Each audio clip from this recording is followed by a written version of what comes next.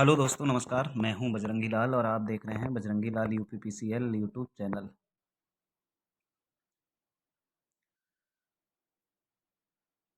आज का वीडियो है। इस वीडियो में मैं आपको जानकारी दूंगा कि डीबी में किस किस कागज़ की आवश्यकता होती है, कौन कौन से डॉक्यूमेंट डीबी में चाहिए।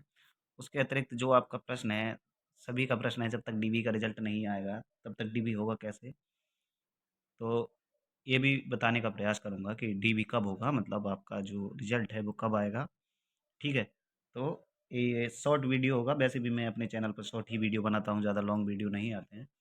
तो यूपीपीसीएल क्या है आप जानते ही हैं। यूपीपीसीएल मतलब Uttar Pradesh power corporation limited. Uttar Pradesh की एक संस्था है जो उत्तर प्रदेश में विद्युत का आवंटन करती है, विद्युत वितरण करती है। ठीक है। तो यूपीपीसीएल समझ गए। और इसमें हम जो विद्यार्थी हैं, हमारे चैनल से ज़्यादातर कनेक्टेड विद्यार्थी हैं, वो हैं यूपीपीसीएल टीजी 2 या फिर यूपीपीसीएल जेई या ए असिस्टेंट। ज़्यादातर जो संख्या है वो यूपीपीसीएल टीजी 2 की है, टेक्नीशियन ग्रेड 2। इसका अभी हाल ही में ही एग्ज़ाम हुआ है 891 पोस्ट का। उसका अभी फाइनल, तो क्या डीबी के लिए भी रिजल्ट नहीं आया है, तो डीबी का जो रिजल्ट है कब आएगा इसको लेकर भी बात करेंगे। ठीक है। और डीबी होता कैसे है, कहाँ होता है, कौन कौन से डॉक्यूमेंट की ज़रूरत होती है, उसको लेकर ये वीडियो है। तो चलिए शुरू करते हैं सबसे पहले। ठीक है। हाँ, कैसे होगा, कब होगा, ये बताऊँगा बाद में। तो पहले आपका जो प्रश्न है कि कब आएगा रिज़ल्ट, ये बहुत बड़ा प्रश्न है। अगर मेरे यूट्यूब के कमेंट में देखोगे, किसी भी वीडियो के कमेंट में, तो ज़्यादातर यही प्रश्न आपको देखने को मिलेगा कि कब आएगा रिज़ल्ट, कैसे आएगा रिज़ल्ट। तो ये वीडियो मैं 14 जनवरी को रिकॉर्ड कर रहा हूँ। अ, अभी तक मिली सूचनाओं के आधार पर ये था कि आपका रिज़ल्ट 14 तारीख तक आ जाएगा, लेकिन 5 दिन 3-4 दिन पहले ही मेरी वहाँ पे जो मित्र हैं, जिनके द्वारा ही मैं ये जानकारी आप लोगों तक पहुँचाता हूँ, तो उन्होंने कहा था कि बजरंगी अभी कोई कंफर्म नहीं है, इस कारण मैंने कोई भी वीडियो नहीं बनाई। हालाँकि आपसे वादा किया था कि एक वीडियो रिज़ल्ट को लेकर आपके समक्ष लेकर आऊँगा, पर जब जानकारी ऑथेंटिक नहीं थी, इसी कारण मैंने कोई वीडियो नहीं बनाई। फालतू की न्यूज़ आपको देने से कोई फ़ायदा है नहीं। तो रिज़ल्ट आ जाएगा जल्द ही। देखो, मैं बताऊँ, हो सकता है जनवरी में भी आ जाए, अन्यथा फरवरी में तो हर हाल में ही रिज़ल्ट आ जाएगा। और आपकी जॉइनिंग, निश्चिंत रहिए, जॉइनिंग भी आपकी चुनाव से पहले हो जाएगी, क्योंकि मई, अप्रैल और मई में चुनाव है। तो अगर फरवरी में रिजल्ट आ जाता है तो फिर इतना तेज़ी से यूपीपीसीएल कराता है कि डीबी करवाने के हो सकता है 8 से 10 दिन के अंदर फाइनल रिजल्ट, और फिर उसके 15 से 20 दिन के बाद आपकी ज्वाइनिंग हो जाएगी। तो परेशान होने की ज़रूरत नहीं है। ठीक है। तो रिजल्ट रिजल्ट को लेकर मैंने बता दिया आपको। हो सकता है इस महीने में भी रिजल्ट आ जाए।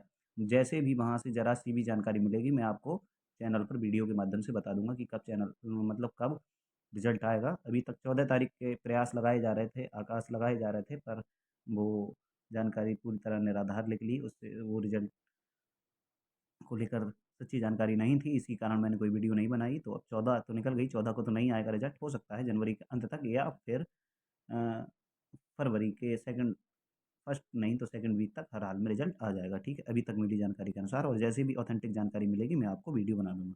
चलिए, अब वीडियो में वापस आते हैं। डीबी का जो रिजल्ट आएगा तो उसमें कौन कौन से कागज़ों की आवश्यकता होगी, कौन कौन से कागज़ डीबी में चाहिए, इसको लेकर मैंने सोचा कि वीडियो बना दूँ। काफ़ी लोग बहुत परेशान होंगे कि क्या-क्या चाहिए, कौन-कौन से कागज़ कब-कब के बनवाए जाएँ। सबसे पहले सबसे ज़्यादा ज़रूरी है तो हाई स्कूल की मार्कशीट और सनद। तो जो 2009 से पहले हाई स्कूल किए हैं, कुछ बच्चे ऐसे भी होंगे जो 2009 से पहले हाई स्कूल किए होंगे, तब तो उनका क्या होता था कि हाई स्कूल की मार्कशीट अलग आती थी और सनद अलग आती थी। ठीक है? तो अगर जो हाई स्कूल 2009 से पहले के किए हुए हैं, तो अपनी मार्कशीट, ओरिजिनल मार्कशीट और सनद, और उसका कम से कम 2 सेट, फ़ोटोस्टेट छायाप्रति 2 सेट होने चाहिए उन सभी कागज़ों के। दूसरा, आईटीआई की मार्कशीट, क्योंकि इसकी शैक्षिक योग्यता जो है टेक्नीशियन बनने की आईटीआई है, तो आईटीआई की मार्कशीट होनी आवश्यक है, ओरिजिनल मार्कशीट। फिर आईटीआई का डिप्लोमा अलग से मिलता है, आईटीआई की मार्कशीट और सनद दोनों एक में नहीं होती हैं, जैसे हाई स्कूल की होने लगी है। 2009 के बाद तो हाई स्कूल की मार्कशीट और सनद एक में ही होने लगी है, इंटर की भी। ठीक है। और आईटीआई की मार्कशीट चाहिए, आईटीआई का डिप्लोमा चाहिए। उसके अतिरिक्त अगर आपने किसी भी जाति, मतलब कैटेगरी के अंदर अपना फॉर्म फिल किया है, चाहे वो एससी, एसटी हो या फिर ओबीसी हो, तो उसका जाति प्रमाण पत्र, आप लोग पूछेंगे कि जाति प्रमाण पत्र कब का हो, तो जाति प्रमाण पत्र लेटेस्ट, जितना लेटेस्ट रहेगा उतना सही है। ठीक है। जाति प्रमाण पत्र और मूल निवास प्रमाण पत्र लेटेस्ट अगर बनवा लेंगे तो ज़्यादा सही रहेगा, ठीक है। और एक चीज़ और ध्यान रखिए, कोशिश करिएगा कि जाति प्रमाण पत्र और मूल निवास प्रमाण पत्र में जो फ़ोटो हो, आपका वही फ़ोटो हो जो प्रवेश पत्र पे लगा हो, ठीक है। ऐसा नहीं हो कि बहुत समय पहले का फ़ोटो हो और जब आप डीबी कराने जाएँ तो वो फ़ोटो आपकी शक्ल से मैच नहीं कर रहा हो, ठीक है। तो कोशिश करें कि जो फ़ोटो आपने प्रवेश पत्र पे लगाया हो, मैंने तो ऐसा ही किया था, वही फ़ोटो आपका जाति और मूल निवास प्रमाण पत्र पर हो, ठीक है। और जहाँ मूल निवास और जाति प्रमाण पत्र बनवाएँ तो उसको गौर से अपने पिताजी के नाम में कोई भी अंतर ना आने दें, ठीक है। एड्रेस में भी नहीं आने दें, एड्रेस में होगा तो चलेगा लेकिन अपने और अपने पिताजी के नाम में कोई भी अंतर नहीं आने दें। मेन जो आपका नाम मेन देखा जाएगा कि नाम में कोई गलती है, नाम और date of birth high school की मार्कशीट से देखे जाते हैं और फिर उसके बाद फिर आईटीआई की मार्कशीट, ठीक है। तो ये उसके बाद प्रवेश पत्र की कॉपी अगर आपके पास है तो बहुत अच्छा और नहीं है तो वहाँ भी जहाँ आयोग में आपकी डीवी के लिए फाइल होती है वहाँ उनके प्रवेश पत्र की एक कॉपी ऑलरेडी रखी होती है, ठीक है। उसके बाद 8 पासपोर्ट साइज़ फ़ोटो फिर मैं बताऊँगा पासपोर्ट साइज़ के वही फ़ोटो हों जो आपने एडमिट कार्ड पे लगाए थे, वही फ़ोटो हों तो बहुत ज़्यादा अच्छी बात है, ठीक है। और फ़ोटो में कैप या बहुत-बहुत बड़ी शेविंग या मतलब कोई भी ऐसी चीज़ ना पहनें जिससे आपकी आइडेंटिटी क्लियर ना हो। अन्य शैक्षिक प्रमाण पत्र में क्या है अगर आप आईटीआई के बाद डिप्लोमा है तो ज़रूर लगाइए प्रमोशन में वो फ़ायदा देगा आपको और इंटर आवश्यक नहीं है लगाएँ क्योंकि इंटर आपको फ़ायदा देने वाला है नहीं क्योंकि आपकी जॉब के लिए जो टेक्निकल क्वालिफ़िकेशन है वो आईटीआई माँगी जाती है और प्रमोशन के लिए आपके लिए सहायक होंगी तो टेक्निकल क्वालिफ़िकेशन ही होंगी। बीए, बीएससी, एमए, एमएससी इनसे कोई फ़ायदा भविष्य में होने वाला नहीं है, ठीक है? जितना मैं जानता हूँ उसके आधार पर आपको बता रहा हूँ तो अगर आईटीआई के बाद डिप्लोमा है तो अपनी डिप्लोमा की मार्कशीट हर हाल में लगाएँ। डिप्लोमा के कागज़ जो भी हैं, पॉलिटेक्निक हैं तो उसके कागज़ ज़रूर लगाएँ, ठीक है? ज़रूर लगाएँ क्योंकि फिर आपको जेईई बनने में ज़्यादा टाइम नहीं लगेगा।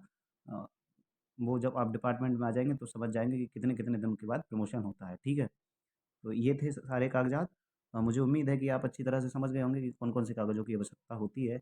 हाँ, फिर पूछेंगे कंप्यूटर ट्रिपल सी माँगेंगे या नहीं माँगेंगे तो यूपीपीसीएल सिर्फ़ कंप्यूटर क्वालीफाई माँगता है, उसके लिए ट्रिपल सी का सर्टिफ़िकेट हो आपके पास तो लगा दीजिए, नहीं हो तब भी चलेगा, ठीक। इसके अतिरिक्त वहाँ से ही एक फ़ॉर्म मिलता है, उस फ़ॉर्म में वो डिटेल भरनी होती है, वो फ़ॉर्म सबसे ऊपर लगता है, इन सभी कागज़ों के सबसे ऊपर लगता है वो फ़ॉर्म। उसमें आपको भरना होता है कि आप कौन-सी डिस्ट्रिक्ट से बिलॉन्ग करते हैं, कब आपने हाई स्कूल किया, क्या आप डिप्लोमा पास हैं? क्या आप पे उच्च योग्यता है? ऐसे करके वो फ़ॉर्म का अगर मेरे पास फ़ॉर्मेट होगा तो मैं देखूँगा अपने गूगल ड्राइव में जाके अगर मिल जाएगा तो मैं फ़ॉर्मेट उसका आपको दिखा दूँगा। वैसे वो वहीं से मिलता है, ईटीआई से ही मिलता है जहाँ आपका डीवी होता है वहाँ, ठीक है? कैसे होता है डीवी इसको लेकर मैंने एक यूट्यूब पे वीडियो बनाई है, ठीक है? और ये वो जगह है जहाँ आपका डीवी होता है। ये है ईटीआई, ईटीआई का एमपीएच मल्टीपर्पज़ हॉल जिसको कहते हैं और ट्रेनिंग भी आपकी इसी हॉल में होती है। ये ट्रेनिंग के दौरान का फ़ोटो है चूँकि मेरी ट्रेनिंग एक यहाँ पर डेट है सितंबर में 1 सितंबर से 30 सितंबर के बीच मेरी ट्रेनिंग हुई थी। ट्रेनिंग में क्या-क्या होता है, कैसे होता है, इस सब को लेकर भी एक वीडियो है। देखें तो देख सकते हैं यूट्यूब पे जाकर मेरे ही चैनल पर अगर आपको देखना है तो ये वो जगह है जहाँ पर आप पहली बार जाके बैठेंगे। बढ़िया और बहुत बहुत ही आराम यहाँ पर आएगा, अंदर से एक मोटिवेशन भी आता है कि हाँ, अब हम यहाँ तक तो पहुँच गए लेकिन यहाँ खाली पहुँचने से ही जॉब नहीं होती है, पहली बार जब जाते हैं तब। ये तो बाद का फ़ोटो है जब हमारी जॉब पक्की हो गई है, ट्रेनिंग का फ़ोटो है।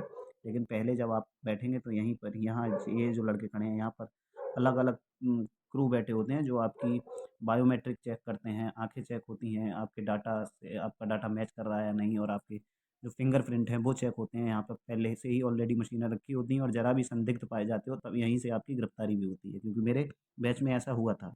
एक बच्चे ने क्या किया था कि अपनी मार्कशीट के साथ छेड़छाड़ करी थी अपनी डेट ऑफ बर्थ के साथ। तो उन्होंने वहीं वो तुरंत की तुरंत वेरीफ़ाई करते हैं और वेरीफ़ाई करके उसको पकड़ा और तुरंत पुलिस बुलाई, उसको अरेस्ट करवाया था मेरे सामने ही। फिर इस गेट से निकल के आप यहाँ और ज़्यादा कमरे हैं, उन कमरों में अलग-अलग हर कम मतलब बच्चों के हिसाब से भेज देते हैं, कुछ बच्चे इस कमरे में, कुछ बच्चे इस कमरे में और वहाँ पे पैनल बैठे होते हैं। इंटरव्यू पैनल की तरह हालाँकि वहाँ इंटरव्यू नहीं होता है, वो आपके ओरिजिनल डॉक्यूमेंट वेरीफ़ाई करेंगे और वेरीफ़ाई करने के बाद फिर आपको बाहर भेज दिया जाएगा। यहाँ पर आपकी बायोमेट्रिक चेक होती है यहाँ, लड़के खड़े हैं, यहाँ पर आपकी बायोमेट्रिक चेक होती है। हम लोगों के लिए ऐसा ही किया था, यहाँ पर हमारी बायोमेट्रिक हुई थी और इस एमपीएच के 2 दरवाजे हैं, एक ये दरवाज़ा है, इससे भी इसमें अंदर आ सकते हैं, इससे भी। लेकिन जिस दिन आपका डीवी होगा उस दिन ये दरवाज़ा खोला जाएगा और यहाँ से आपकी एंट्री की जाएगी, यहाँ सारा वेरीफ़ाई करा के और फिर उस आपको इधर फिर आगे बाकी जो ईटीआई में रूम बने हैं वहाँ पे आपकी जो जानकारी है वो करा दी जाएगी। ये हम इसलिए दिखा रहे हैं कि ये जब हमारा डीवी हुआ था तो डीवी वाले दिन का फ़ोटो है, ठीक है?